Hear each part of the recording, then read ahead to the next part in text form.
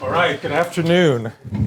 My name is Frank Fukuyama. I'm the Mosbacher Director of the Center on Democracy, Development, and the Rule of Law. I'd like to welcome you to this special event with Sergei Leshchenko this afternoon. I'm glad that we have such a large audience. We have actually an overflow room upstairs in the Philippines conference room, and it is also being live streamed. So when we get to the Q&A portion, please wait until the mic comes around. Now, Center on Democracy, Development, and the Rule of Law is one of the centers here at the Freeman Spogli Institute at Stanford University. We basically study political institutions, especially democratic institutions around the world. We're a research center, but we also take democracy to be a value. We think it's good that countries are democratic. And so we have engaged in a lot of leadership programs over the last few years. A lot of Americans have discovered that there's a country called Ukraine in the past, few weeks.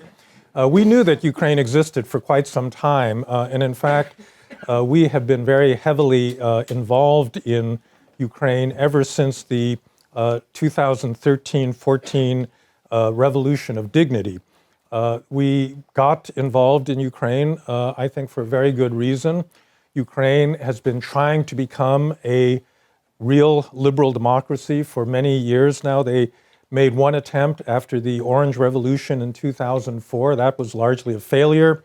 And so the old president, Viktor Yanukovych, came back to power. And then miraculously, well, not miraculously, because of a lot of young activists and people that wanted Ukraine to be a European-style democracy, they got a second chance in the Revolution of Dignity, the Euromaidan revolution. And so we've been working to try to support that. We have a number of programs at CDDRL, leadership programs that have tried to forward this objective. One of them is the Draper Hills Summer Fellows Program. Another is the Leadership Academy for Development. And the third is our newest leadership program, the Ukrainian Emerging Leaders Program, where we actually bring three emerging Ukrainian leaders to Stanford for a whole academic year. And this program is now in its third year. We recently had a little CDDRL alumni event in Kiev last month, and there were like 150 people that had been through our different programs. And this is kind of our theory of change. As an educational institution, I'm not sure that we can give Ukraine terribly valuable advice, technical or otherwise, but we are an educational institution, and one of the things I think that we've been learning to do is to produce people who not only think about democracy and know about democracy, but are also able to take the practical steps to make democracy a reality. That, I think, is our only leverage in a place like Ukraine. So that brings us to the subject of Sergei Leshchenko. Sergei was a Draper Hills Summer Fellow back in 2013. So we've known him for quite a while. We've had quite a few now very prominent Ukrainians come through that particular program. It's an intensive 3-week program every summer where we, the Stanford FSI faculty, teach a group of democracy activists from around the world about the institutions of democracy, and together with some practical skills. And Sergei was one of our graduates.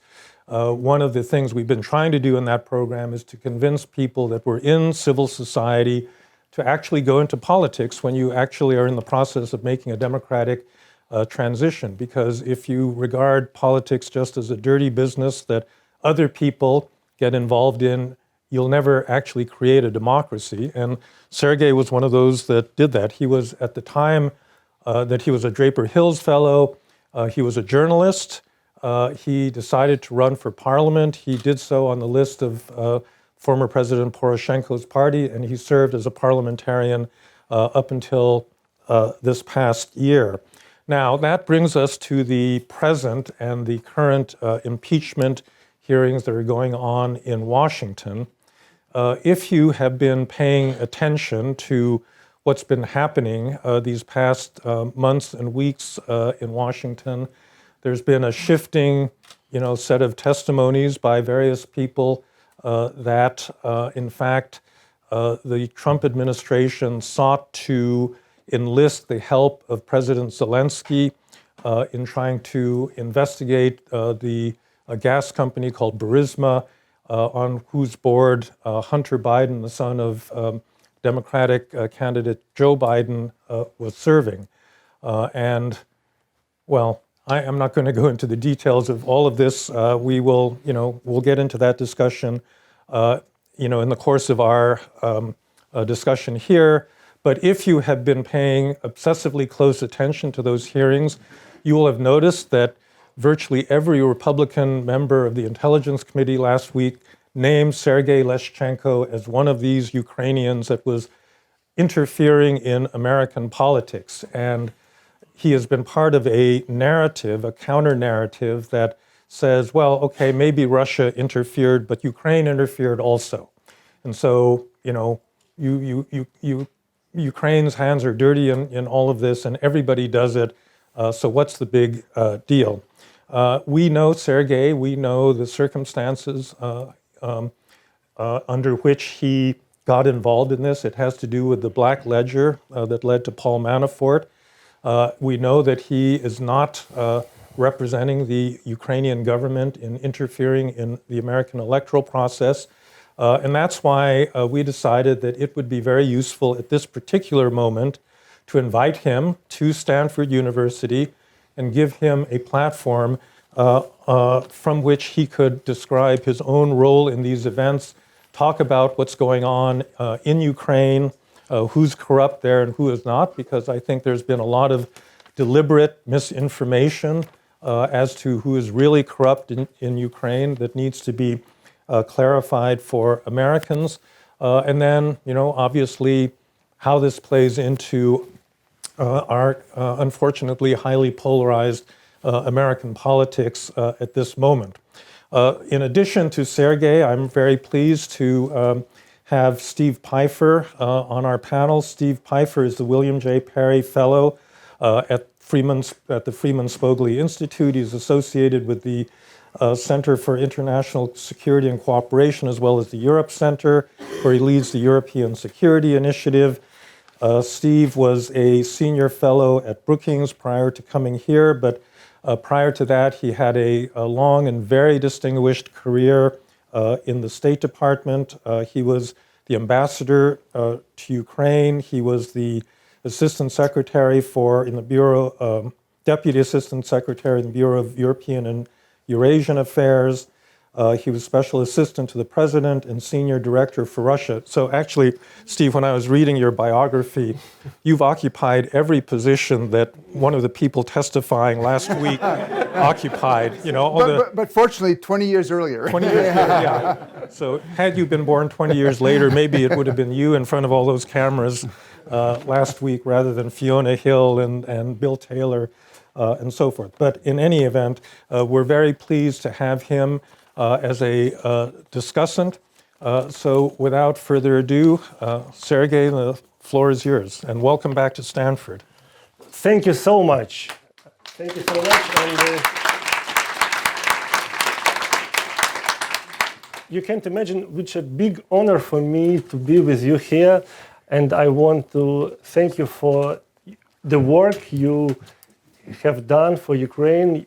You are the mentor for the generation of Ukrainian politicians now, because through Stanford, I believe dozens of new members of parliament, members of government passed to Ukrainian politics. And because of your lessons, because of your desire to involve more and more civil society leaders into the reform process, I believe Ukraine has a brilliant future.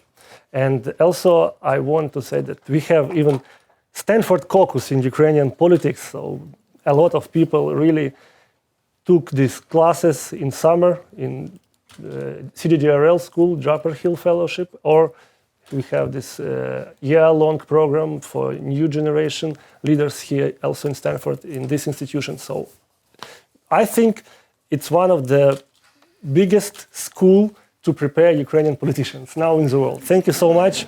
And for me, it was also a crucial moment to decide to join politics after your classes. I won parliamentary elections in 2014, which happened after Revolution of Dignity in Ukraine. I spent 15 years as the investigative journalist making anti-corruption investigation about Ukrainian politics. And my interest to fight against corruption put me now in this chair to speak with you about what really happened with the Black Ledger, what was behind of this whole conspiracy theory, which is now a big issue for American politics. And I will have some short introduction remarks. I want just to explain people what is really Black Ledger about. Black Ledger is unofficial records which were done by previous Ukrainian president, Mr.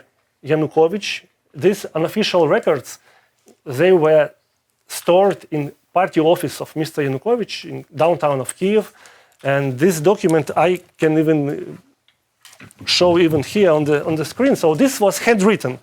It was not official records. It was not like records from bookkeeper books. It was just written by hand by some people. And Paul Manafort was mentioned in these records, and it pushed the whole interest of American law enforcement institution forward. And on this specific page, you can even see this, the specific amount of money, $750,000, which were paid to Mr. Manafort in October of year 2009. So this is like Black Ledger really looks like. It's important to understand that it's not official document, but this document, it's evidence of Ukrainian corruption as it was in the time of our President Yanukovych, who fled from Ukraine to Russia in year 2014. So Mr. Yanukovych was one of the main corrupt presidents in the world, one of the biggest corrupt presidents in the world. And he played, I believe, very dangerous role for the whole world because he invited Russian troops to join Ukrainian territory to be part, to take Ukraine on this battlefield. And unfortunately, we still have this conflict on the east of our territory, which is a big threat of our independence and for our democracy. And Mr. Manafort, he was political spin doctor and mentor for Mr. Yanukovych. They spent together 10 years. Mr. Manafort won together with Mr. Yanukovych 4 election campaigns. 2006 parliamentary elections, 2007 parliamentary elections, it was early parliamentary elections, 2010 presidential elections, and 2012 again parliamentary elections. So he was very successful with Yanukovych, and he was very well paid by Yanukovych. But Yanukovych had no personal money. Usually it was money stolen from Ukrainian citizens, from Ukrainian budget. And what was the mistake of Mr. Manafort? He did not declare his earnings here in US. This payment were done from hidden account of Ukrainian crooks to accounts of Mr. Manafort, either on Cyprus, which is one of the biggest offshore zones in the world, or directly in US. And I have only 3 slides, so I have 2 slides more. I just show one of the payments. So you remember it was payment for $750,000 handwritten in this Black Ledger. This was fake invoice, how money were transferred. So it was idea that Mr. Manafort sold 500 computers to this company, registered here. It's Belize. Belize is an offshore zone in Central America. And this is like fake invoice, which was prepared to accept money on the account of Mr. Manafort here in Wachovia Bank in Alexandria, Virginia, United States. And if you show me another slide, I will explain why it's corruption. Because if you see what is Neocom system, it's offshore company registered in Belize with account in Kyrgyzstan. It's a Central Asia. Sorry to say, but it's in the middle of nowhere. It's also a very corrupt country. And this money were transferred from offshore account of this company, Neocom, registered in Belize with account in Kyrgyzstan, to Davis Manafort account in the United States. And FBI made investigation and they found this transfer. They found the $750,000 transferred from this account of Neocom to American account of Mr. of Mr. Manafort. This company, Neocom, was registered on the stolen passport of Ukrainian person, very low-profile person who works as a hairstyler in Kiev. So he lost the passport, and this company was registered on his stolen passport. So this was typical corruption for Yanukovych, for our pro-Russian president, Ukrainian president who fled to Russia. And of course, in Ukraine, it was big interest about Black Ledger because we understood that this is not money from business, this is not money from donation, this is money from corruption. And I was a person who first, maybe in politics, get access to the Black Ledger. So the whole Black Ledger is about 800 pages. It's a big manuscript of corruption, which was stored in the headquarters of Party of Region, and this 800 pages is from period of 2007 until 2012, at least what we know. I received my 22 pages on my parliamentary address in February 2016. 2016, it was February when I received only 22 pages. At that moment, I had no idea what this 22 pages is about, because it was just, I show you, handwritten records. The name, the amount of money, the date, signature, that's it.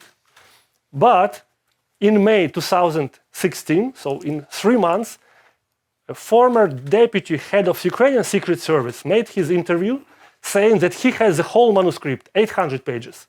At that moment, I had only 22 pages. He said, I have 800 pages, and he announced that he delivered these 800 pages directly to Ukrainian anti-corruption institution. And I understood that we are talking about the same topic. And I made my press conference. It was end of May 2016. End of May, remember this date. But in my 22 pages, Mr. Manafort was never mentioned. So in my 22 pages, it was records of Ukrainian corruption, how judges were bribed, how members of parliament were bribed, how members of election commission were paid, but not Mr. Manafort. And then only in summer 2016, New York Times published the story that Mr. Manafort is also mentioned in Black Ledger on another pages. And only after the whole investigation, we got access to this another 20-something pages with Mr. Manafort. And I can show now this page with Mr. Manafort, how it looks like. So this was the story. Ukrainian law enforcement institution called National Anti-Corruption Bureau, they declared that it's really Mr. Manafort mentioned. It was August 2016, and the next day I had my press conference with the argument that it has to be investigated. And I can directly say that I don't like Mr. Manafort because he was working for Ukrainian corrupt president, whom I investigated a lot. And again, they were not just business partners, or it was not relations built on business ground. They played tennis together. They spent time together in sauna, relaxing together. So they were kind of friends, Manafort and Yanukovych. And of course, I understood that success of Yanukovych as a crooked president was based on the skills, knowledges, and tricks prepared, organized by Mr. Manafort. That is why I was not really happy with Mr. Manafort. And when his role in Black Ledger was disclosed, I was the voice arguing and asking for investigation, what happened. It was, again, August 2016. And Mr. Manafort resigned from the position of Mr. Trump election campaign. This was the story, how it really happened. And it's a story based on real fact, not on misinformation or fake news. And I not agree when part of American political establishment trying to present Ukraine as the most corrupt country in the world. It's like totally corrupt country. Of course, corruption exists everywhere in the world, and Ukraine's had this very long background of corruption. But Ukraine has a lot of changes to present the world now. We have new president elect on free and fair elections in April this year. We have new parliament elected in July this year. We have new prosecutor general appointed in August. We have big reshuffle of political leaders in Ukraine. We have new generation joined politics. We have strong desire and temptation of society to have free and fair politicians with zero tolerance on corruption, and so on and so forth. That is why I'm not agree with the statement that Ukraine is totally corrupt. Ukraine is fighting against corruption, and there is a lot of evidence of corruption on public domain because our investigative journalists very vocal. They not keep information silent. They produce news. They fight against corruption from their media position. We have anti-corruption activists very strong, trying to explain society that stolen money is bad for Ukraine, that money have to work for all people, not for crooks and oligarchs. We have big number of reformers in parliament, which also trying to change this narrative about Ukraine. That is why topic Ukrainian corruption is very vocal and strong, but it has to be, I believe, fixed with the note that Ukraine is fighting against corruption. And what is going on now, I believe it's attempt of part of American establishment to use this argument as defense, self-defense strategy, saying, oh, Ukraine was corrupt, that is why it was quid pro quo, that is why it was some frozen US American military assistance and so on and so forth. I'm not agree with this because Ukraine demonstrates positive dynamic of these changes in anti-corruption agenda. And at the same time, we have this Russian campaign or Russian narrative to shift responsibility on meddling in election from Russia to Ukraine. And surprisingly, this narrative is supported not only by Russian politicians, by Kremlin, which is quite clear why they want to do this, but it's supported by part of American politicians and part of Ukrainian politicians, pro-Russian Ukrainian politicians as well. So we have this umbrella of people trying to shift this responsibility from Russia to Ukraine. And the most, I think, painful thing that some very well-known people here in US, like Mr. Giuliani, he started to cooperate with Ukrainian crooks to get the dirt on opponents of Mr. Trump, to get the dirt on Biden, to get arguments for his narrative, for his conspiracy theory. And today is a big news in US that Mr. Giuliani traveled from US to Ukraine. He is now in Kyiv. I'm in Stanford, he is in Kyiv. So. But what's the purpose for his trip? He has no public speech in the university. He has no lecture in university like me. His idea is to record interview with two Ukrainian crooks, former prosecutor and former investigator from prosecutor office, who are ready to say on camera that it was corruption from Biden, it was corruption from Democrats in Ukraine, it was attempt to get some kind of protection for Hunter Biden in Ukraine by his father, and so on and so forth. It's not fair. And it's additionally, I think the big argument here that Ukraine is still a country which is crucial for European security and for the global security. Because Ukraine is facing Russian aggression on our eastern borders, Ukraine protects Europe from Russia. And instead of being supported by Americans, now Ukraine is a part of this falsified narrative constructed by some Americans, some Ukrainians, and Kremlin. It's very bad. So it will jeopardize Ukrainian success. But at the same time, Ukrainians are brave people ready to fight against corruption, fight for Ukrainian independence, and I believe we have a lot of partners here in the United States as well. Thank you so much. I really much appreciate your interest, and let's have a discussion. I'm finished. Thank you.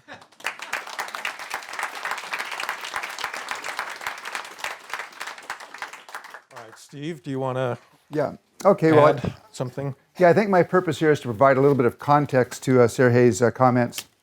And let me begin that we've seen over the last several weeks, President Trump and a lot of Republicans on Capitol Hill are basically pushing this false narrative that it was Ukraine that interfered in the US election back in 2016. And actually, President Trump has been talking about this for some time. Let's be clear. It was the Russian government that conducted an organized effort to interfere in the US presidential election in 2016 at the direction of Vladimir Putin. It was Russian intelligence agencies such as the GRU, military intelligence, that hacked into the Democratic National Committee email servers, stole thousands of emails, and then made them available to WikiLeaks to be publicized. and it's Russian entities such as the Internet Research Agency, which then continue to use social media to try to sow confusion and division here in the United States. And those are the conclusions of the U.S. intelligence community, of the Mueller report, and of the Senate Committee on Intelligence. And I would note that Republicans control the Senate, so that is a Republican-controlled and a Republican-chaired committee. But still, we have this narrative coming out, which I think is designed in part to distract from 2 weeks of very damaging testimony to the president about what he was trying to do with Ukraine. And that testimony makes a couple things clear. In 2019, the United States government was conducting, well, the White House was conducting 2 channels to engage Ukraine. One was the official channel. It was led by Ambassador Yovanovitch until her untimely recall in May, and then by Ambassador Taylor. And that channel was focused on the traditional American national security interest in Ukraine, which was to help Ukraine develop as a stable, independent, democratic state with a robust market economy. The idea being that that kind of Ukraine was good for Europe, was good for American interests. So they're talking about things like pushing further economic reform, a broad anti-corruption effort, helping Ukraine to bolster its ability to withstand Russian aggression in Donbass and the eastern part of the country. That's the official channel. Then there's this irregular channel, which was focused on what Dr. Fiona Hill referred to as a domestic political errand. And basically, the president outsourced part of the foreign policy to his personal lawyer, Rudy Giuliani, now in Kyiv again, and also to Ambassador Gordon Sondland, who is not the ambassador to Ukraine, he's the ambassador to the European Union. And that was an effort designed not to promote American national security interests. It was designed to promote the president's personal political interests by getting Ukraine to open up investigations into 2 theories that have been largely discredited for a long time. One was this idea of CrowdStrike. CrowdStrike was the company that examined the DNC mail servers after the Democratic National Committee learned that it had been hacked. And the narrative here is, and President Trump used it about a week and a half ago on Fox and Friends, this is a Ukrainian company, it's headed by a Ukrainian, and those mail servers are now in Ukraine. Okay? First of all, it's not a Ukrainian company, it's an American company. It's headquartered right here in Silicon Valley. Second, it's not owned and run by a Ukrainian. One of its co-founders is an immigrant. He came not from Ukraine, but from Russia. And there is no evidence to suggest that those mail servers are in Ukraine any more than there is to suggest they're in Rwanda or Cambodia or Paraguay. The second theory, or the second argument, is that Vice President Biden in 2015 and 2016 sought to get Viktor Shokin, then the Prosecutor General of Ukraine, fired because Mr. Shokin was investigating either Hunter Biden, the vice president's son, or Burisma, an energy company on whose board Hunter Biden sat. Now, let me say, I think it was a mistake for Hunter Biden to be on the board of any company in Ukraine when his father was so visibly and directly involved in U.S. policy towards Ukraine. But there's no evidence to suggest that anything was done that was inappropriate or wrong. First of all, there's no evidence to suggest there was ever an investigation by the Prosecutor General's office into Hunter Biden. On the question of Burisma, the evidence is mixed at best. I can go back, you can find in the summer of 2015, Ambassador Pyatt, who was Ambassador Yovanovitch's predecessor, publicly criticized the Prosecutor General's office for not investigating Burisma. And meanwhile, in London, the British Special Fraud Office had seized $23 million and frozen it. This is money that belonged to Burisma's owner. They asked the Ukrainian Prosecutor General's office for information to allow them to continue to freeze that money. And that information was not forthcoming, and they had to release it. And President Biden was indeed trying to get Mr. Shokin fired, but that's because it was the conclusion of the American government and the American embassy that Mr. Shokin was not doing his job, he was not investigating corruption, he was protecting people. And we asked as the members of parliament to resign. Civil society asked Mr. Shokin be resigned. Journalists asked to be resigned. The European Union, the International Monetary Fund, yes. There was a broad coalition demanding Mr. Shokin's departure. And it was entirely appropriate for the vice president to seek his removal, consistent with American national interest in Ukraine in helping Ukraine come to grips with corruption. So these are the 2 things that the Ukrainians were being asked to investigate. And then you had the question that emerged of a quid pro quo. And it'll start in July. The quid pro quo was the Ukrainians were told, launch the investigations if you want a White House meeting. Now, some of the Republican defenders of the president say, well, look, hey, he didn't mention arms at all. It was just the White House meeting. But don't underestimate the value of the White House meeting to President Zelensky. He's been in office at that point for 2 months. A meeting in the Oval Office with the American presidents is big for him in terms of credibility at home, but also in terms of the political message it sends to the Russians of American support. Now, by the end of August, early September, in fact, the arms have come into play.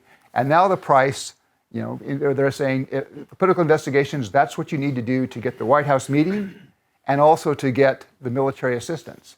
And again, you've seen some Republicans saying, well, President Zelensky knew nothing about this. Well, actually, I think other Ukrainians knew about this quite earlier, but certainly on September 1, President Zelensky was well aware of this because when he met with Vice President Pence in Warsaw, the military assistance was the first question that he raised. So now the military assistance then was released about 10 days later as the whistleblower news came out and as Republicans went to the White House and said, you've got to release this assistance because it's 1 year assistance and it expires. The money goes away if it's not obligated by the end of September. So the military assistance was released, but I would note Mr. Zelensky has yet to have his invitation to come to the White House. The testimony that we saw in those 2 weeks, it was clear, it was consistent, a couple quibble differences here and there, but largely consistent, and it was compelling. And the fact that there was a quid pro quo was confirmed by the acting chief of staff of the White House, Mr. Mulvaney, in a press conference.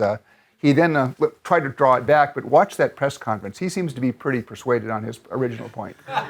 And also, I think I'd point out that Ambassador Sondland made the point that this was all done at the direction of the president. There's one other piece of evidence which I think is fairly damning on its own without all the things we've learned about the quid pro quo. And that was the telephone conversation on July 25 between President Trump and President Zelensky. If you read the memorandum of that telephone conversation, this is the one that President Trump says was perfect. Read the memorandum. It's about a 5-minute read. You will find in that phone call, the president did not do a single piece of U.S. business. He didn't ask about Ukraine buying more weapons. He didn't ask about perhaps selling more liquefied natural gas to Ukraine. It was all about CrowdStrike and Burisma and the Bidens. And I think that was an abuse of his power. Now, again, we've seen, I think, the president and Republican defenders of the president trying to distract us from this because it's a pretty damaging story for the president. And so we get to this narrative that Ukraine interfered in the U.S. election. And it also plays well with President Trump, I believe, because I don't think he's ever fully accepted the conclusion of the U.S. intelligence community, which was, in fact, the Russians did it.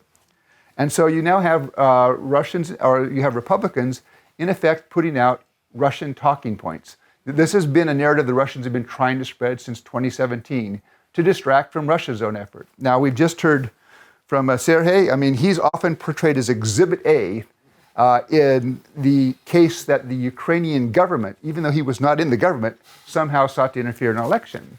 But you hear other things. Congressman Jordan likes to mention the fact that the Ukrainian ambassador on August 26th wrote this op-ed attacking candidate Trump. Well, if you read the op-ed, it's not a broad attack on candidate Trump. It is an attack on candidate Trump suggesting that Crimea should be Russian. And what you have, of course, is following Russia's military seizure and its illegal annexation of Crimea, Ukraine is doing everything it can to maintain its claim, its rightful claim to sovereignty over the peninsula. And so it may have been unwise for him to write that, but it's certainly understandable. You also have, citations about the minister of Akov and some other Ukrainians who said, derogatory things or expressed concern about candidate Trump in 2015 and 2016. And here I would go back again to Dr. Fiona Hill. She had responsibility at the NSC not just for Russia and Ukraine, but for all of Europe. And before that, she and I worked together. She was the director of the Center on the U.S. and Europe at the Brookings Institution. And her observation was that officials in pretty much every country in Europe had expressed concern about or made derogatory comments about candidate Trump. So the fact that a few Ukrainian individuals are expressing concern about Mr. Trump, who has said things like maybe Crimea should be Russian, who said maybe we should lift the sanctions without getting the Russians to do anything, that's not an organized Ukrainian government effort to interfere in the U.S. election. And it's certainly nothing comparable. And the idea to somehow equate that with what the Russians did is absolutely absurd. This is, I think, a false narrative we have to fight. I think we can hold in our debates different opinions. but it would be useful if we could hold on to a single set of facts. And I think here the facts are very clear, but we do have an orchestrated effort by Republicans to create what Kellyanne Conway once called alternate facts. And I think that's going to be damaging for our democracy and our politics, because I think we can have debates and different opinions, but to the extent that those debates become fact-free, it's going to be much harder for us to meet the challenges before us. So I'll stop there. Thank you.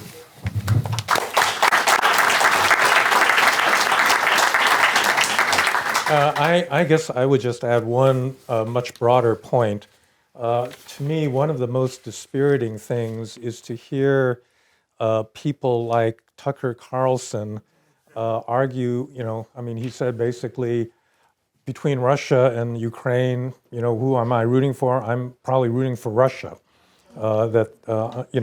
I like them better than, or they don't hate America as much as Democrats hate America.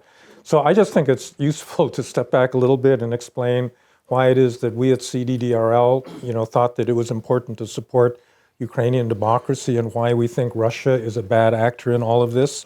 Ukraine is admittedly a very defective democracy. It does have a very big corruption problem. Its democratic institutions are in the process of change and being created. No democracy has ever emerged full-blown, like Athena from the head of Jupiter. Democracies take a long time to actually develop institutions, but Ukraine has made an unbelievable amount of progress. If you, from the standpoint of a journalist, which is something that I think Tucker Carlson needs to think about, in Russia, if you're a journalist that takes a critical position towards Mr. Putin, you can end up dead. And a number of them have ended up dead. You're certainly not going to be allowed a platform to criticize the government. Ukraine is amazing. Ukraine has one of the freest presses in all of Europe. There are constantly journalists that are digging into corruption stories, that are criticizing the president, the prime minister, the parliament. Basically, every institution in Ukraine comes under that kind of scrutiny.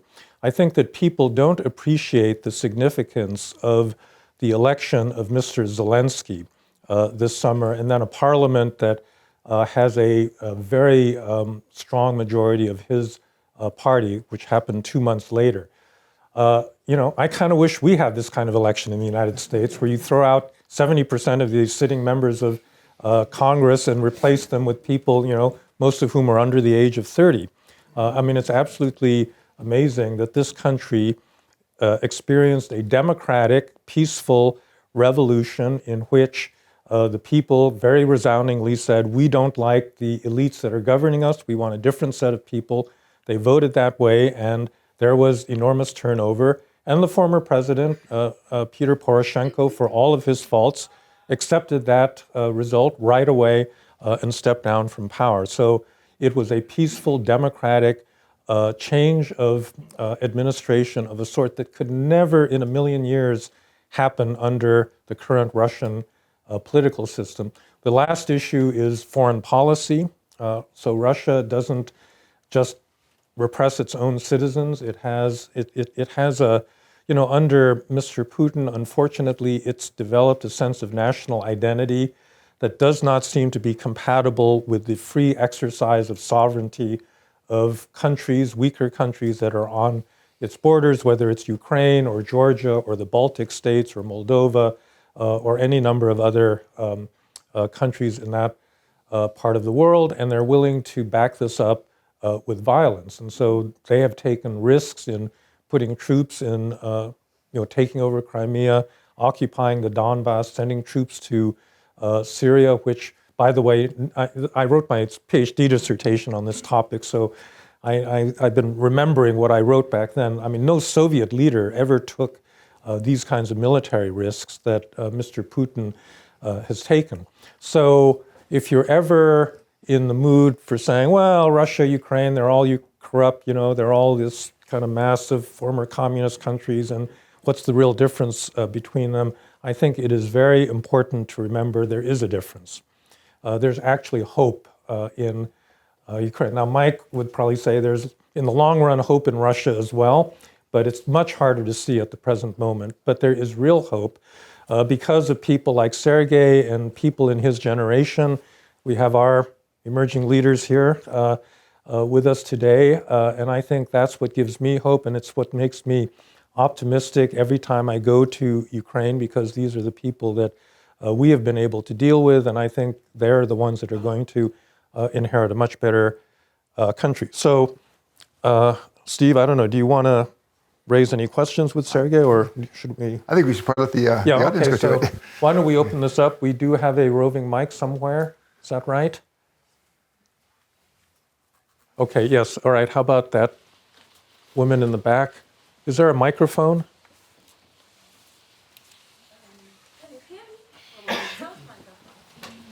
Well, the thing is, we're streaming this, so we would like to. There's a microphone in front there. There is a mic here. But it's wired. It's wired. So. All right, okay, so I guess we don't have a microphone. Go ahead. I'll repeat the question. No, it's okay. Just ask the question.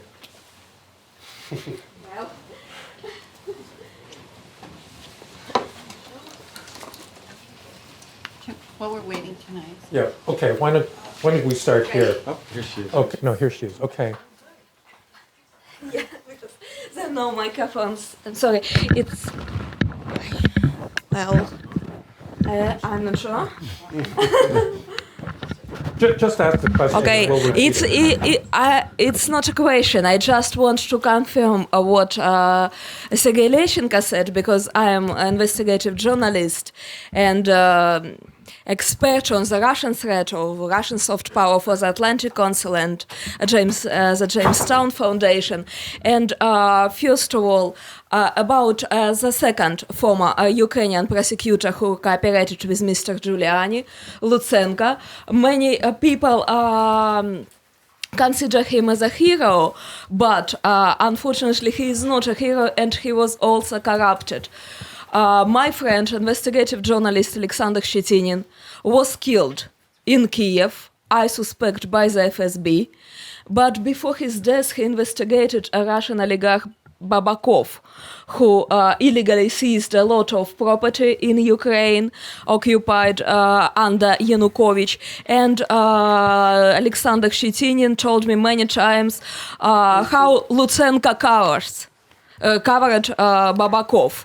So in Ukraine, many people know about his corruption connection. And when he started to investigate Biden, my first question was why he never tried to investigate Babakov and other Russian oligarchs and covered them. That's the first point. The second point, I know Russian language and I follow Russian propaganda, and it wasn't a surprise for me to find out that all these narratives about Ukrainian interference in the American elections first was developed in Russia, on Russian language, and then translated into English, including even some pictures and memes. It cannot be coincidence. It's not just the same narrative. It's the same quotes, the same fake facts, even the same pictures. Okay, thank you. I just want to confirm that really Mr. Lutsenko, former prosecutor, he had very tight relations with this Russian organized crime organization, which is headed by former deputy of Russian parliament speaker, Mr. Babakov. And it was some people even appointed under Lutsenko leadership in Ministry of Interiors from this organization. So it's really a very wired person. And when we see his connection with some Americans, it's a big point of concern. Catherine? Hi, Sergei. Hi. So can you tell us what the effect, if any, there is within Ukraine on all of this in terms of your domestic politics? Is it undermining the new president? Is it a big distraction? Is it having zero effect at all? Because it seems to me this would serve Moscow's interests if it was tremendously undermined. It's a big challenge for a new president who has very small political experience to survive in this very dramatic situation. Maybe he is the first president of Ukraine since independence who has no real support in White House now, because like all presidents before, they had this bipartisan support. They were invited to White House. They could, even Yanukovych met with President Obama a few times, and it was more or less like institutional relations. Now it's double challenge, because from one side, new president has very limited political experience. From another side, he has no direct support in White House. And the third problem is that we have constantly going on this conflict on the east. So Ukraine needs this support now even more than before. And I just keep my fingers crossed that Ukraine will survive in this situation. But what is really I think we lost, at least for a while, this bipartisan support. It's a big, big problem, and it has to be restored. If I could add briefly, I was in Kyiv about 5 weeks ago.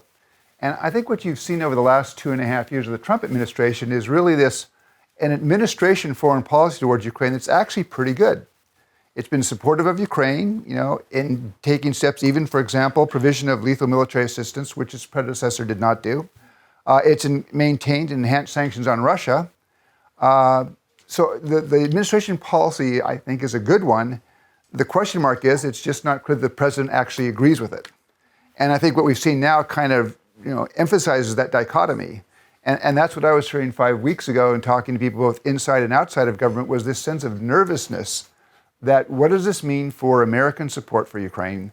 When Ukrainians, if you ask them, where does Ukraine want to be? They want to be in Europe. They want to be a normal European state. But when they're dealing with Russia, Germany's not going to be the balance. France is not going to be the balance. The European Union, it's the United States that's the geopolitical balance. And just now, as they've been getting ready for the last 2 months for these negotiations that take place on Monday in Paris on trying to end the conflict in Donbass, the first sit down between President Zelensky and President Putin, this makes them nervous when they see this going on in the United States. And I think the new element we've seen in the last couple of weeks, one thing I was trying to say when I was there was, yes, I know you're nervous, but one asset that Ukraine has and has had since the early 1990s is strong bipartisan support in Congress from both Democrats and Republicans, support for Ukraine. And I even noted that the one time, you don't see Republicans challenging President Trump on much, but they did challenge him on Syria when he made the rather rash decision to pull out. And I think Republicans do, at one level, care a lot more about Ukraine than they care about Syria. But I can understand even more anxiety now when they also see these Republicans, the same Republicans then, basically parodying the Russian line that somehow it was Ukraine that interfered in the election on a level on par with Russia. And that can't help as Mr. Zelensky gets ready to go to Paris. President Ilves. Thomas Ilves. Coming from a country that's probably one of the biggest supporters of Ukraine and has been all along, I do have to say there is some concern about the relationship between President Zelensky and whatever his first name is, Homoelsky, the oligarch, and raises some sort of concern about those same corruption issues, and concern about another kind of group of people getting involved in state capture. And the other question is just quickly is how you see the upcoming meeting next week that we are all worried about between Mr. Zelensky and Putin. Thank you, President Ilves. I remember, I interviewed you in 2014 in Kyiv as a journalist, and now we meet here in Stanford. And our President Zelensky, he just came back from Estonia last week, so he spent a few days in Estonia, had a good IT forum, and he has big expectation to implement Estonian digital agenda in Ukraine. Your questions are very, I believe, big point of international concern. It's the presence of some relations between administration and oligarchs. I know it's a big concern. We cannot hide this. It's a object of topic of big discussion in Ukraine. So everybody know about this. It's a lot of criticism about these relations. And last weeks or even months, it's clear that President Zelensky trying to at least distance himself from Kolomoisky, because they have completely different interests. Mr. Zelensky is, again, he is a neophyte in politics, but his personal political agenda to be successful president. Since he has no political experience in past, he can formulate his success very basic, but he wants to be successful president who made Ukraine successful, who is welcomed by people after the end of his term, who has good approval rates in the end of his term, to deliver sometimes unpopular reforms. It's also important to stress that he does not manipulate with public opinion. His agenda is very pro-reform now. It's very unusual because in the beginning he was considered as a populist leader and so on and so forth, but if you look what parliament votes, what he signs, it's very unpopular reforms, which were even untouchable by his predecessors. So his personal idea to be successful president. Of course, Mr. Kolomoisky, it's name of Ukrainian oligarch, who is now in close ties with Mr. Giuliani. And his idea to take money from Ukraine. And it's clear, you cannot be successful president if you deliver the request of Ukrainian oligarchs. That is why I believe this distance will grow and grow between Zelensky and Kolomoisky, this Ukrainian oligarch. But at the same time, of course, Ukrainian politics, it is intoxicated by oligarch, by vested interest, by money which interfered in the democratic political process a lot. And to fight with this, it's not just the issue of one oligarch should be distanced from government. No, it's issue of institutional changes, of anti-corruption institutions, of free and fair legal system, of legal justice reform, and so on and so forth. And this is a personal challenge for Zelensky to deliver with this. He has no right to shift this responsibility to somebody else because he has majority in parliament, he has his government for 100% appointed by himself, he has administration, so he has a mandate from society to deliver. I believe he has to make a choice how far he has to distance Kolomoisky from administration, and now it's more and more evidence that your critics is also listened in Kiev and accepted, and they're trying to make as much as possible this trying to move him a little bit far away from government, I think. And the second question about Russia-Ukraine relations, which will have a new page, it's a personal meeting of two presidents, Mr. Zelensky and Mr. Putin. By the way, I don't know, maybe they met when he was actor. I don't know, because Mr. Zelensky was very popular actor, stand-up actor, comic. Still is. Still is very popular, and it's very interesting that Mr. Zelensky, our president, who is an actor and stand-up comic in past, I believe he is second most popular politician in post-Soviet world after Mr. Putin, and in some term he can challenge Mr. Putin to be the most popular politician, because if you look how Zelensky behave and how Putin behave, it's like totally different communication. And I believe one day in Russia, Zelensky's way of communication can be liked by people much more than this empire state, arrogant approach of Putin. So that is why, in some sense, Zelensky is a big challenge for Putin, for his personal political identity, for his personal political ego. This meeting will happen in 1 week in Paris. It will be, I think, for Zelensky to attempt to introduce himself as a reliable partner who has no hidden agenda. Because all previous presidents, in relations with Putin, they have hidden agenda. Some of them wanted to have gas, corruption under the table. Some of them wanted to have relations on energy markets, to have some money for personal profits, at the same time to criticize Putin. I believe Zelensky has no hidden agenda from Putin, and he will try to present himself, Putin, as a reliable partner who has no hidden agenda, who wants to restore Ukrainian unity, to unite Ukraine again, to make some compromise on humanitarian issues with occupied territories. And if you look on last 3 months policy in this way, we had hostage exchange. Ukraine built the bridge on one of the checkpoints. This was small bridge, like 50 meters long, small pedestrian bridge, but it's kind of a symbol of relations between controlled by Ukraine part of the territory and controlled by Russia part of the territory, occupied by this terrorist organization. And Poroshenko did nothing to make this small bridge, just to make people easier to travel from one side to another side. Ukraine, under Zelensky leadership, made it for 2 months.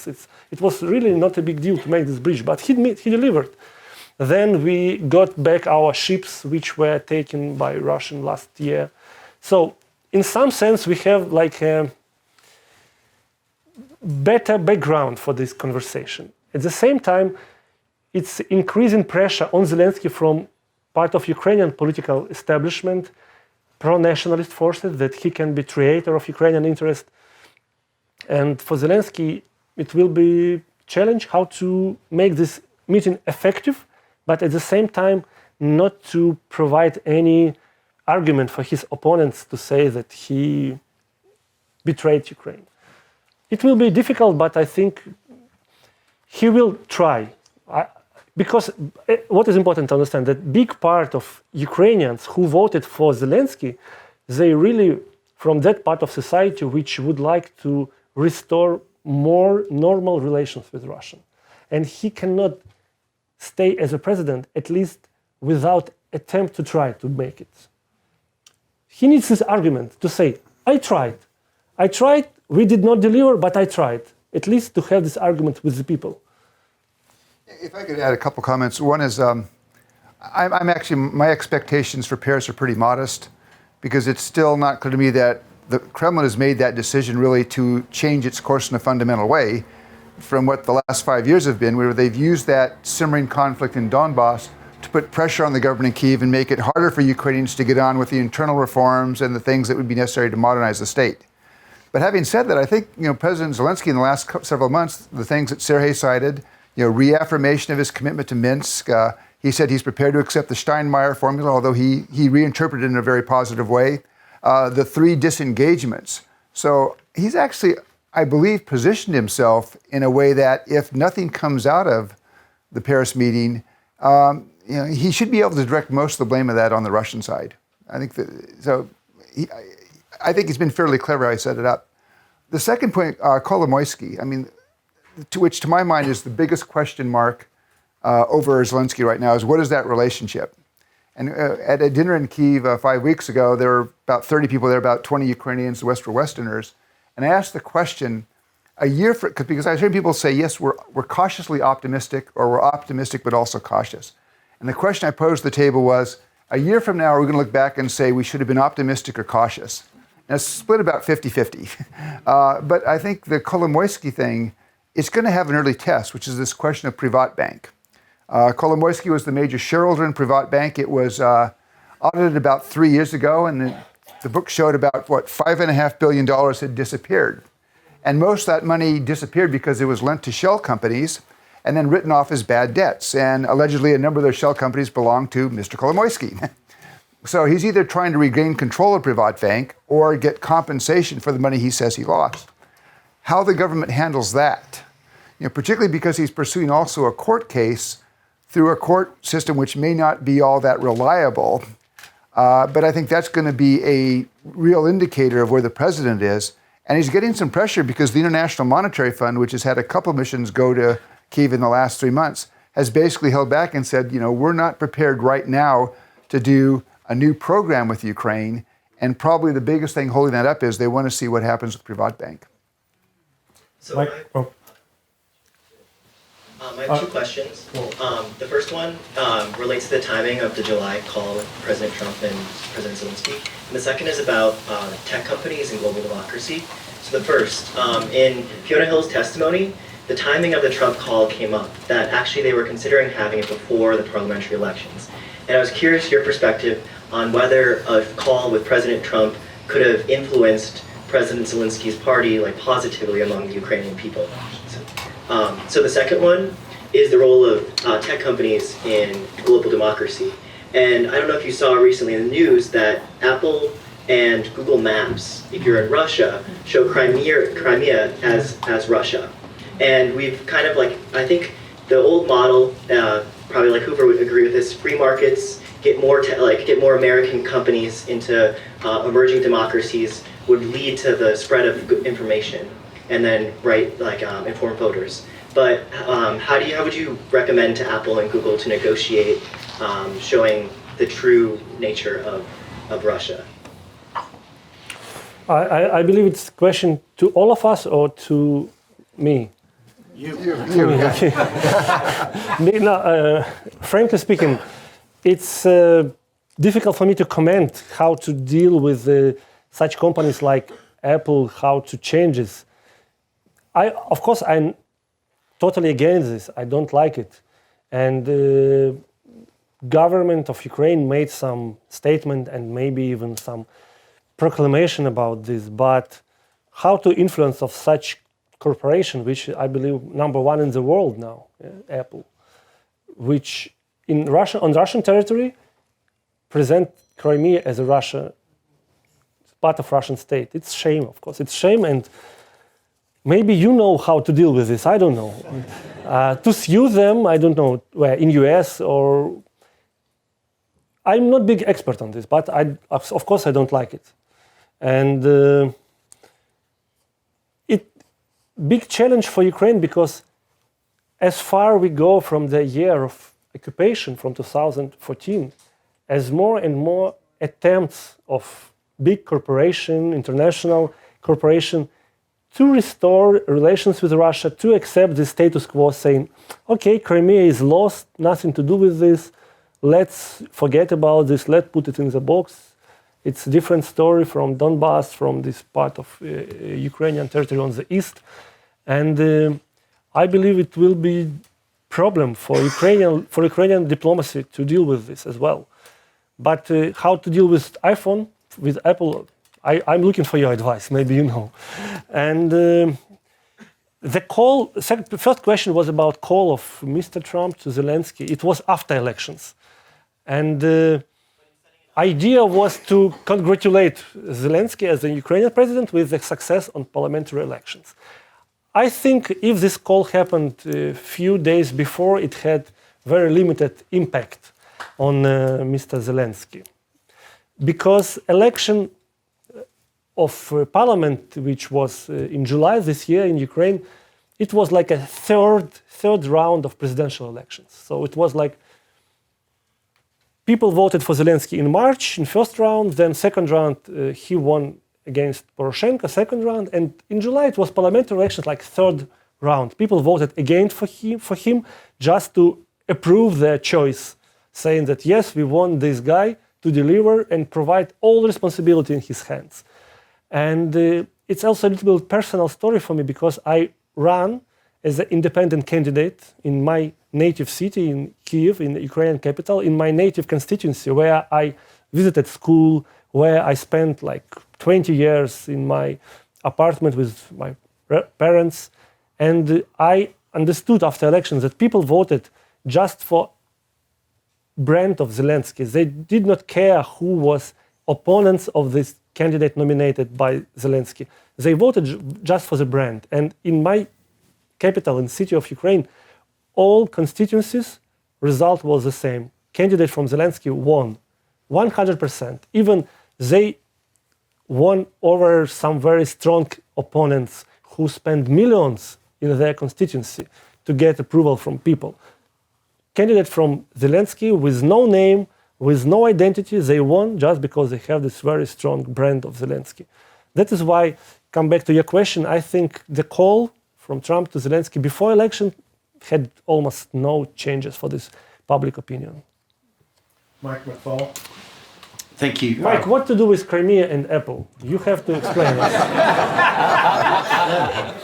Let's do that another seminar, okay? We have some people working on that actually up here on the fourth floor. I actually want to go back to the topic that was advertised here, is about what's real corruption in Ukraine. And I want you to, Sergei, to remember go back to your roots as an investigative journalist. I think we met when you were an 18-year-old kid, by the way, working for Ukrainska Pravda for another Stanford But you were much younger as well. We're all younger. I was just trying to give a shout out to Alyona Pritula, another Stanford alum who was the editor of Ukrainska Pravda at the time. So our roots with Ukraine go back a long time ago. But you were very famous. Just for people who don't know, you did some of the most courageous investigations on corruption. Thank you. We were mentioning Mr. Kolomoisky and his relationship with President Zelensky. I want you to dig a little deeper. And you're probably not doing this work yourself, but you're reading it and your friends are. Help us understand the relationships between Kolomoisky, Firtash, and Leshchenko, Parnas, Freeman, Giuliani. Okay? and here's what here's what I want you to peel a little deeper, okay? I can tell there's a lot of people in this room that know all those names, so this is an opportunity to do this. Nobody believes that Mr. Trump, well, I don't believe, let me just say, I'm not going to speak for all of people. You're almost politician now. It's highly unlikely that President Trump cared much about corruption in Ukraine. I don't see much evidence for that at all, and I watch every single hour of the impeachment hearings, every single one on behalf of NBC. I'm also not convinced that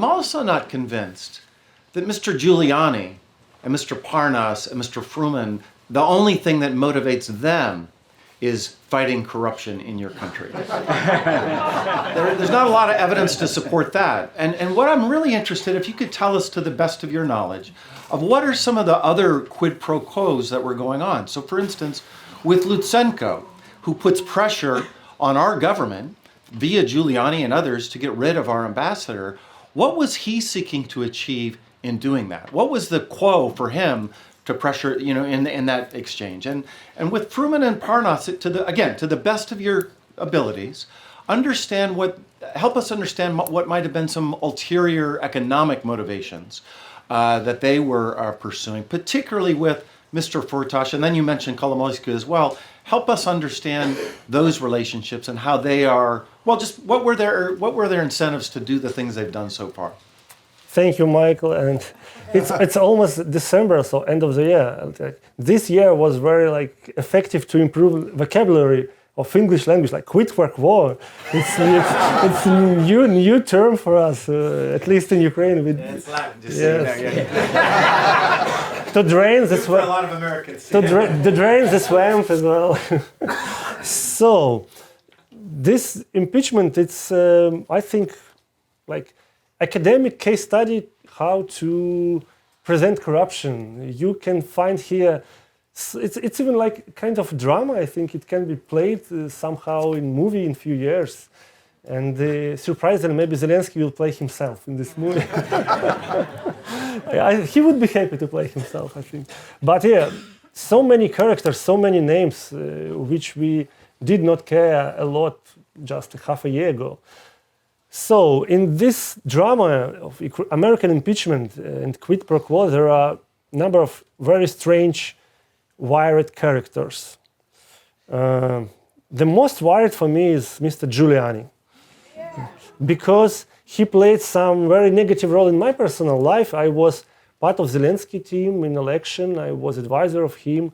And I was present with Zelensky on the meeting with Canadian Foreign Minister Chrystia Freeland just 2 days before the interview of Mr. Giuliani on Fox News in end of May. It's in the beginning of May 2019 when he declared and said that Leshchenko is enemy of Ukraine, American President Trump, he's enemy of United States. So I'm enemy of United States, sitting in the United States. It's a very wired situation, but he said this on Fox News, and it made quite problematic for me to be appointed in Zelensky administration after this. That is why I don't like Mr. Giuliani, and I have argument why I don't like him. But Mr. Giuliani wanted to be helpful for his client, and he was looking for the conspiracy theory arguments, and our former prosecutor general was the source of this conspiracy theory arguments. They met number of times, and Why? We know that. Why is Leshchenko cooperating? What is his motivation. economic motivation? So Mr. or what is his Leshchenko is motivation? our former prosecutor general. Sometimes people confuse Leshchenko and Leshchenko. It's different names. So Mr. Leshchenko, he is our former prosecutor general who spent 3.5 years in office. It's very long time. Maybe it's the longest prosecutor general in our country. And he is a politician. He has no legal education. He is a person with a very strange political career. His father was Communist Party. Then Mr. Leshchenko was Socialist Party leader. Then he was in Nationalist Party. Then he was with Poroshenko. And he spent few years in jail. Another story. That he was prosecutor general and he was very close relative and friend of former president of Ukraine, Chocolate King, Mr. Poroshenko. And he understood one day, maybe in February, that Mr. Poroshenko, our former president, he gonna lose elections. And Mr. Leshchenko himself identified himself as a political animal. He said this with kind of an honor, saying, "Oh, I'm a political animal." He said this in New York Times interview. He said, "I'm a political animal." And he decided that the political animal has to find some way to stay in power after the elections. And he decided to cooperate with Giuliani to have quid pro quo. Leshchenko provides some dirt on Biden, and Giuliani backs Leshchenko in Washington, D.C., in American establishment, saying this good guy, he has to stay as a prosecutor, and to push newly elected President Zelensky to keep this guy as a prosecutor general. So this was like first couple of characters, Giuliani and Leshchenko. But something went wrong. First went wrong that Zelensky decided not to meet with Giuliani. Giuliani was looking for the meeting with Zelensky before inauguration. It was transition period, after second round and before inauguration. Giuliani sent his mediators, Freeman and Parnas, to stay in Ukraine to arrange this meeting between Zelensky and Giuliani, but they failed. They came to Kolomoisky, this oligarch, they came to Zelensky advisors with the idea, let's make this meeting. But all of them said, let's have this meeting after inauguration when Zelensky is officially president, and Mr. Giuliani as official representative will come and have discussion. But I believe it was totally against Giuliani's interest because he has no official role, no official mandate, and it would be violation of law for Giuliani to ask the issues which he would like to ask from Mr. Zelensky, to investigate Biden, to investigate Manafort conspiracy, and so on and so forth. That is why first mistake that Giuliani was not able to arrange this meeting in Ukraine, and he canceled his trip in May this year. Second is that Leshchenko had no real proofs of Biden misbehavior and violation of law. From moral side of the story, of course, Hunter Biden was wrong to accept this invitation to be part of gas company of Ukrainian oligarch. But from legal side, he did not violate any law in Ukraine. He is American citizen. He was paid to his maybe American account from some Cyprus company with account in Latvia. So Ukraine was not part of the story at all. He had legal position, so he was officially presented as a part of the board of this gas company. So he did not violate any law. And when it was clear for Giuliani that Leshchenko has no real proofs, he was very critical about Leshchenko. And in some New York Times interview, you can say that some bad words about Leshchenko from Giuliani. So this was one story. But Giuliani would not be Giuliani if he stopped on this. He continued to dig the dirt, to find the way how to dig the dirt. And surprisingly for me, famous American mayor, famous American prosecutor who had this fight with mafia in New York City, started to cooperate with Ukrainian mafia. And the first part of this story was when Mr. Giuliani in March criticized some lawyers who worked with Ukrainian oligarch Mr. Firtash, saying, "You're working with Russian organized crime representative, Mr. Firtash." But in few weeks, this lawyer was replaced by Giuliani friends, Mr. Di Genova and his wife, Madame Tonsing. Yes. They started to cooperate, and one day on Fox News, I was surprised to see in the hands of Mr. Giuliani affidavit presented him by Firtash. This was affidavit of former Ukrainian prosecutor, Mr. Shokin. So many names, unusual names, but please remember. So Firtash, who is under investigation in United States, who is officially indicted by grand jury in the District Court of Illinois in Chicago, who is looking for extradition from Austria to United States for 5 years, who is almost criminal in the United States. This guy started to cooperate with Mr. Giuliani, who is a former prosecutor and former mayor of New York City, and affidavit which was taken by Mr. Firtash was delivered to Mr. Giuliani, and he started to present this affidavit on TV saying that we have proofs that Biden misconduct, this is affidavit. He never mentioned that this affidavit was done by Shokin to Firtash. It's clear, yeah, because so many names. You understand what I'm talking about? More or less, yes. So this was another story when Mr. Giuliani suddenly started to work with Ukrainian oligarch who is indicted in the United States. But it's not the end of the story. Another story is that this fall, Mr. Giuliani started to work with another oligarch, Mr. Kolomoisky. And he started to cooperate with one of the prosecutors very close to Kolomoisky, Mr. Kulik, who was fired a few days ago from Prosecutor General office. And this oligarch, Mr. Kolomoisky oligarch, members of parliament, his cronies from parliament, from current convocation of Ukrainian parliament, started to support this conspiracy theory about Biden, about Soros, about conspiracy between Soros, Biden, and Ukrainian former administration.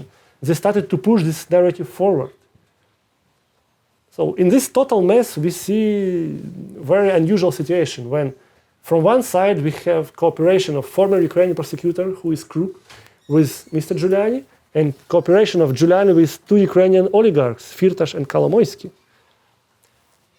But the most dangerous thing that behind of these actors on this podium, there are Kremlin, shadow from Kremlin on the stage, because Kremlin produced this narrative that Ukraine meddled in American elections, that Ukraine is corrupt for 100% country, that Ukraine has to be forgotten in the United States, no military support, nothing from US to Ukraine. So this was new reality where fake news combined with wasted interest of oligarchs, conspiracy theories, and attempt of Mr. Giuliani to be effective and productive for his main client. Okay. Yeah, how about right here?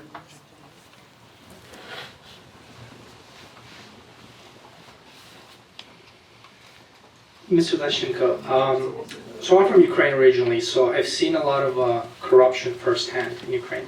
But here we've been speaking mainly about corruption on a bigger scale, with politicians, oligarchs. But how do we eradicate corruption on a local level, within the regular citizens? So how do we convince regular citizens, moms and dads, to wait in line to see a doctor instead of, most people, a lot of people pay under the table to skip the line? How do we convince people to start their business in a legitimate way? I have a lot of friends who start businesses and Mickey Mouse documents in order to save some money. How do we convince them that the way forward is to do this in the right way? If there feels like there's some ideological issues that still need to be solved within, regular citizens, how do we tackle that? I know it's a bit of an abstract question, so it might not be an easy answer. I like that question because usually, I'm talking about so-called boutique corruption, about brands, big brands like oligarchs, Kolomoisky, Firtash, big names. But of course, another story is local level, not even local, but regular life level, when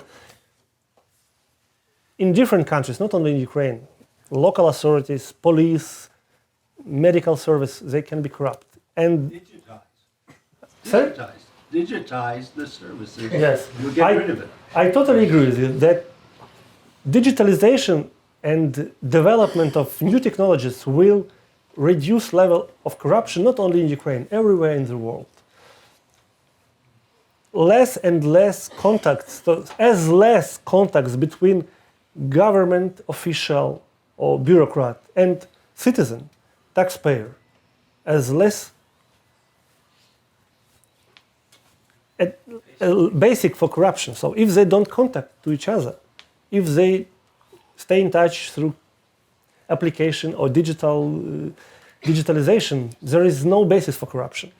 In Ukraine, we have some progress in this area as well. Like, we had quite comprehensive road police reform.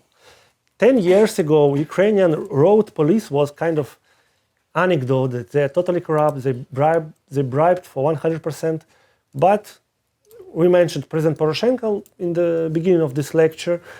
He had a lot of mistakes, but one of reforms conducted under his presidency was road police reform. Now is incomparably less corruption on the road police level. So if you drive your car and make some violation of law, it's almost no way for you to bribe police officers. Of course, it's a very small part of the whole Ministry of Interior's responsibility. Much more they have to deliver with organized crime investigation, assassinations, bribery, and so on and so forth. But at least on this small level of road police and citizen relations, we have some improvement. We have improvement in the healthcare system, which is also corrupt a lot. But let's speak maybe about dynamic. Dynamic is positive. Because if I start to describe like Ukrainian reality, it can be very different from American reality. But we are different countries. But if we speak about dynamic of changes, I think Ukraine is a good example of positive dynamic. And Zelensky elected as a president by Ukrainian citizens to have one person responsible to deliver this local corruption as well. Because you're right, when regular people watch TV, they listen to these big names of boutique corruption. Yeah? But sometimes these oligarchs' names have nothing to do with their personal level of contacts with government. But in their real life, they have government which is corrupt, and they have to improve this. And to improve this, they decided, we want one guy to be responsible for all fight against corruption, from boutique level, high level to local level, police, and so on and so forth. And they decided this guy will be Zelensky. And he has to deliver, and he really hired his advisor to be Minister of Digitalization. They have some ideas how to make contacts between bureaucrats and citizens less and less regular, how to digitalize big parts of our regular life. I would say that this is a way how to deal with it, to make Estonian experience implemented in Ukraine. Okay, we're drawing to an end here, so why don't we, there's a sort of, in there? Yep. Hi, I was going to go back to what Ambassador McFall was asking about. What did they think, or what was Ambassador Yanukovych doing that they needed to get rid of her? Yovanovich. Ivanovich. Yeah. Yeah, Yanukovych. I should have said the ambassador to Ukraine. Yes, what the question, what did she? Why did they What was she doing, or what did they think she would do that they needed to get rid of her, and also to restore her reputation? Yeah, Yovanovich, she was serving as a previous ambassador in Ukraine for almost 3 years, and she was very critical about Mr. Lutsenko, our former prosecutor general. And I believe this hate from Trump friends to Yovanovich, it was partly based on this misinformation from Lutsenko, because Yovanovich knew Ukrainian reality very well. it was her third trip to Ukraine to serve in embassy. She spent a lot of time in Armenia and some post-Soviet countries. So she spent 3 terms as ambassador in post-Soviet world, and she spent 3 terms in Kiev on different stages in embassy. She knows post-Soviet reality very well and Ukrainian reality very well. She speaks Russian, and of course, when she started to serve as ambassador, she understood a lot about our former prosecutor general, how he was corrupt, and she criticized him openly. And in year 2017, our former prosecutor made big mistake. He disclosed network of secret agents of our anti-corruption institution to protect some crooks. He decided to protect some crooks and to disclose the network of secret agents of anti-corruption bureau. But American government invested a lot of money and efforts to create this anti-corruption infrastructure, to create this network of secret agents. FBI people present permanently in this institution. And American ambassador was very angry on Leshchenko because of this. Because he, in some kind, it was obstruction of American efforts to reform Ukraine on anti-corruption agenda, to create anti-corruption institutions. So this was obstruction of American efforts. And she was critical. Then she, I believe, made impossible meeting of Leshchenko with American Attorney General. He had idea, he had a dream to travel to Washington to have this high-level meeting with American Attorney General, and it was impossible after this. And I believe it was a crucial moment. She was his enemy, and he started to produce these fake arguments, fake information about her. But it was only maybe one argument why administration was against ambassador. Another argument was maybe because she didn't do what they asked, to make public statement about president and his support and so on. Maybe you know better because it's you were ambassador. You know what has to be done. Yes. No, I wonder if this gets back to Freeman and Parnas, because there's a sense that maybe there was some business interest that somehow she was not comfortable with. We don't know. I really would like to understand why Congressman Pete Sessions, in the summer of 2018, with no evidence whatsoever, wrote a letter to the Secretary of State saying that Ambassador Yovanovitch is out there, she's down-talking the president, no evidence whatsoever, and apparently it had no impact because the Secretary of State chose not to act on it. So I'd like to understand who is paying Mr. Sessions for this, what's the business interest, because I think that there's probably, in addition to what Sergei said, Leshchenko is unhappy with her because she's rightly been critical of Leshchenko. There was also maybe some business interest that thought that she was an obstacle to their goals. Okay, well, it's 6 o'clock, so we're going to have to draw to a close. I think I, for one, am very pleased in the investments we've made in young Ukrainians, beginning with Sergei. I'm very glad that he's back at Stanford. Please promise to have this program for many years in future. So thanks very much to both of you for participating.